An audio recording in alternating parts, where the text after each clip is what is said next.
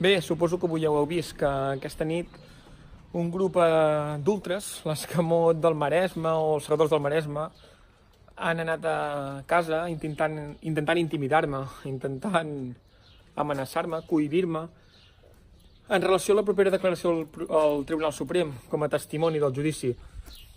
Si realment el vostre únic argument són els insults, la homofòbia, intentar intimidar la gent, demostra que ho teniu tot perdut.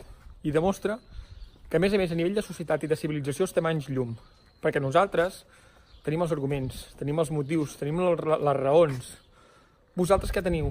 Com he dit, insults, amenaces, coaccions, perquè sabeu que teniu un estat amb una justícia prevaricadora, amb una policia política que us protegeixi, que no us farà res. Que tingueu clara una cosa, no us tinc cap por.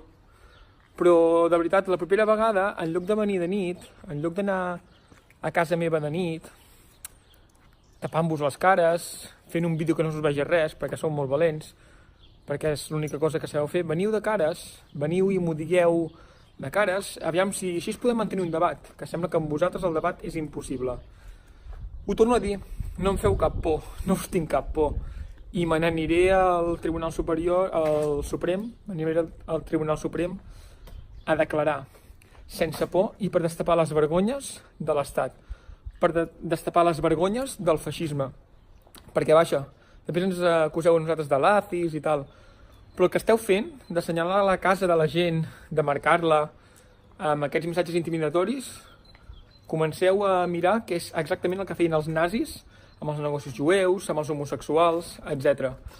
A Espanya i a vosaltres no us diferencia res del nazisme, res del feixisme, res del totalitarisme. I estic convençut d'una cosa, la democràcia guanyarà i nosaltres guanyarem.